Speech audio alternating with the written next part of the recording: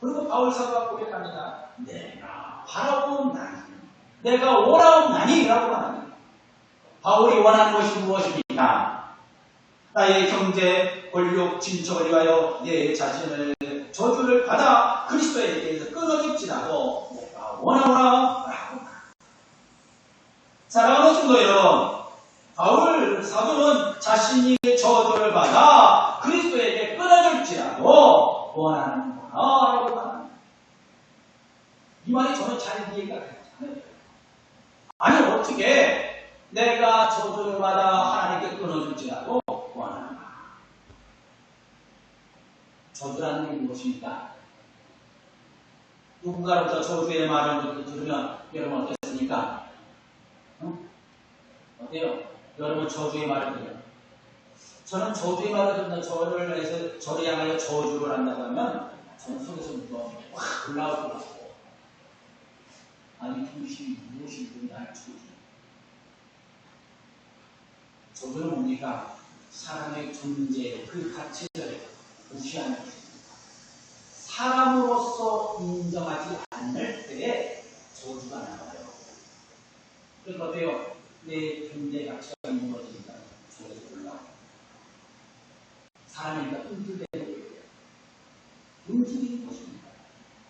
하나님께서 당신의 자녀를 귀한 존재라고 하셨어요. 그래서 우리는 귀해야 합니다. 행복한 존재예요.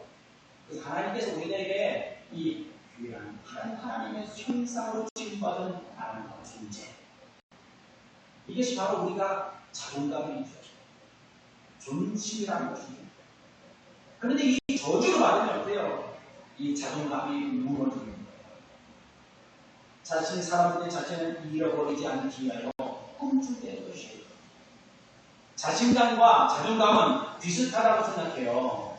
그런데 달라요. 자신감은 내 자존감하고 좀 다른, 자신감은 다른 사람으로부터 존재 가치를 인정받지 않고 그것을 그냥 이끌어 나가려고 합니다. 다 자신감이 있지. 그럴 때 자존감을 탁 건드리면 자신감이 확 떨어집니다. 그런데 자신감 세우기에 끊임없이 노력하는 거예요. 나중에 어떻게 감정이 나타납니다. 그런데 자존감이 높은 사람은 아무리 나를 건드려도 어떻게 될까요? 난 그런 사람이 아니에요. 그렇게 취급받을 사람이 아닙니다. 취급받을 사람이 아니니까 아무리 그 사람들이 나를 놀린다고 할지라도, 저주한다고 할지라도 그게 넘어가지 않아요. 너와 나는 달라. 너는 그런 사람만 보고 난 아무 당신과 상관없어. 난 이미 어떤 사람? 하나님으로부터 지음받은 존재, 귀중한 존재이기 때문에 아무리 나를 저주하고 신경이라고 할지라도 내가 약해서 반응하지 않는 것이 아닙니다. 내가 그와 같은 사람이 아니기에 반응하겠습니다. 오히려 나를 향한 저주와 없이 여기는 사람 오히려 자신의 가치를 잃어버리고 있는. 두 번째는 내가 저주를 받기를 원한다. 이미 그리스도와 사귐을 가지고 있고 성결된 헌신을 갖고 있는 우리 백성들, 주님의 뜻 복음을 위하여 그리스도가 내 안에, 또한 그리스도가 내가 그리스도 안에 하나님이 주님 계심을 우리가 고백하고 있습니다. 우리는 우리는 저주 아래 있다고 말하지만 그 안에서 우리는 기쁨을 누릴 수 있어요. 그렇습니까? 믿음의 동력자들은 하나님과 함께하는 동력자입니다. 미움과 저주 아래 있기에 미움을 받아도 상관없다. 이것이 오히려 믿음의 공동체의 구성원들이 가지고 있는 기본적인 신앙이었어요. 초대교회 성도들은 고통을 당하여도 하나님 감사합니다. 순교의 형태에 가도 찬양을 드렸습니다. 나는 예수 그리스도의 십자가의 신앙을 함께 나는 동참합니다. 라고 찬양을 드리는 것입니다. 현대 크리스찬들 때로는 우리가 책망을 받습니다. 그때 여러분들은 어떻습니까? 어떤 마음을 갖습니까? 저도 때로는 기분이 별로 좋지 않을 때도 있어요. 그러나 하나님 용서해 주소서. 그 원인은 제공한 사람이 누구입니까? 바로 우리입니다. 나와 함께 신앙생활하고 있는 하나님의 백성들이요, 교회 공동체입니다. 나와 그들과 그리스도의 구성원으로서 하나로 함께 있습니다. 만약에 우리 소명재단이 누군가가 욕을 먹는다고 하는 것 어떻습니까? 사실은 우리 공동체의 책임이에요. 왜요? 우리가 잘못되어 있어요. 우리가 신앙으로 함께 보듬어주고 함께 믿음으로 기도하지 못했기 때문이었습니다. 우리 교회와 믿음의 공동체는 스스로 말씀으로 정화작용을 가져야 돼요. 그래서 우리 성화의 삶을 살아가는 거예요. 그것이 우리 구원의 길로 나가는 것이죠. 그런데 이 구원의 길로 나가지 못하였기 때문에 책망을 받는 거예요. 그래서 우리 그 시간에 회개의 시간을 가져야 합니다.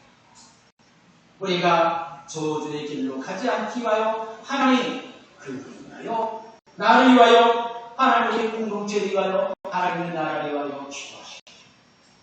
욕하는 사람들을 뭐라고 할 필요 없어요.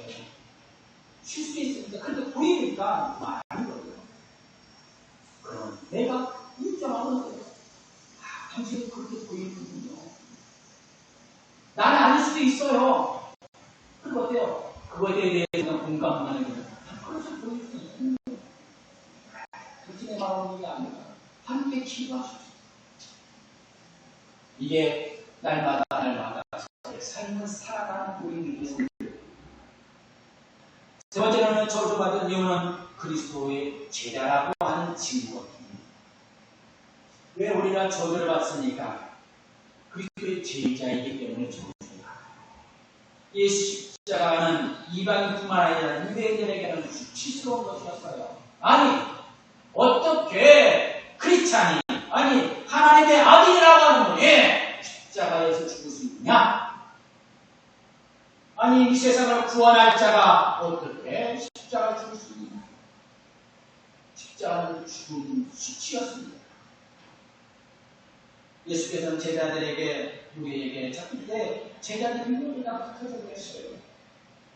십자가의 죽음 위에는 제자들이 한 곳에 모여서 그들의 기도하며 힘을 얻어가는 것입니다. 그리고 주님께서 제자들에게 사명을 감당하는 것입니다. 성령이 너희에게 임하자 너희는 거룩하고 의로운 감을 가지고 주님의 사명을 받는 제자가 되다. 주님의 복음을 전하라. 어디까지?